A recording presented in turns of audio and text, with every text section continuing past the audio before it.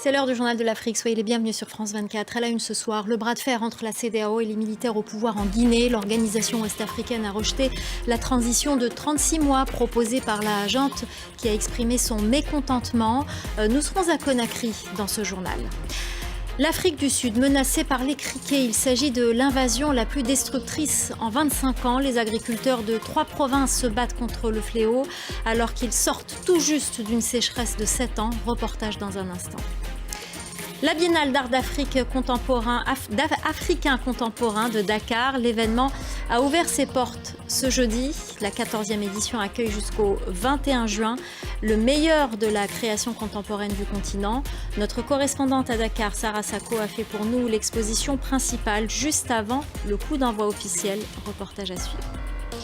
Et puis ce soir, nous recevrons sur notre plateau la star de l'afro-funk, l'artiste franco-congolais Bantouani, auteur, compositeur, interprète. Il vient nous présenter son dernier album, Cosmogonie, qui sort demain d'ailleurs. Entretien à la fin de ce journal.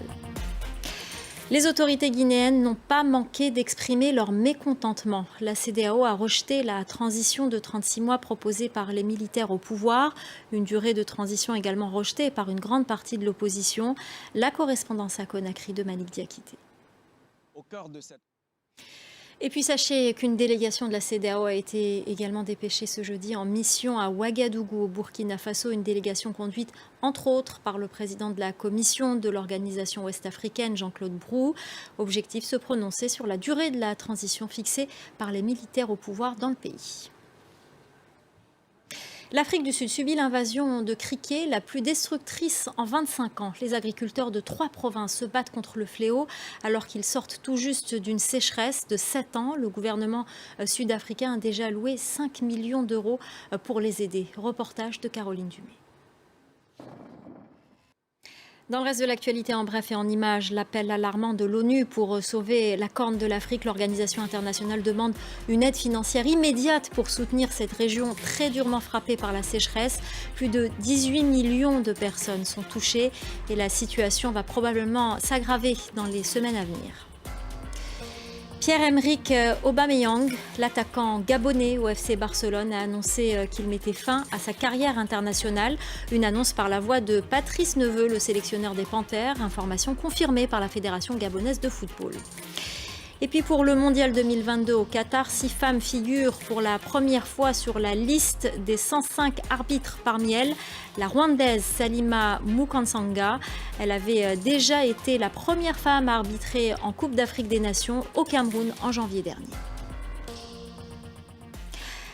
La Biennale d'art africain contemporain de Dakar s'est ouverte ce jeudi après-midi après un report en 2020 à cause du Covid-19. La 14e édition accueille jusqu'au 21 juin le meilleur de la création contemporaine du continent.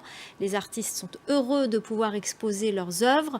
Les participants sont originaires de plus de 80 pays, mais la Biennale met les artistes d'Afrique et sa diaspora à l'honneur. Sarah Sako, notre correspondante, est allée visiter l'exposition principale internationale juste avant le coup d'envoi officiel. Reportage.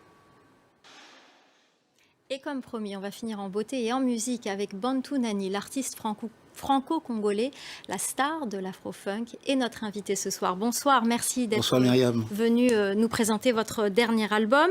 Vous décrivez ce nouvel opus comme un voyage cosmique. Qu'est-ce que cela veut dire? D'ailleurs, ça s'appelle Cosmogonie. Eh ben, ce sera le mot de la fin. Voilà. Merci beaucoup, Bantouani. Merci d'être venu nous présenter votre dernier album, Cosmogonie, qui sort demain, je le rappelle. Merci infiniment de nous avoir accordé de votre temps pour venir sur ce plateau. C'est la fin du Journal de l'Afrique. Restez avec nous, l'info continue sur France 24.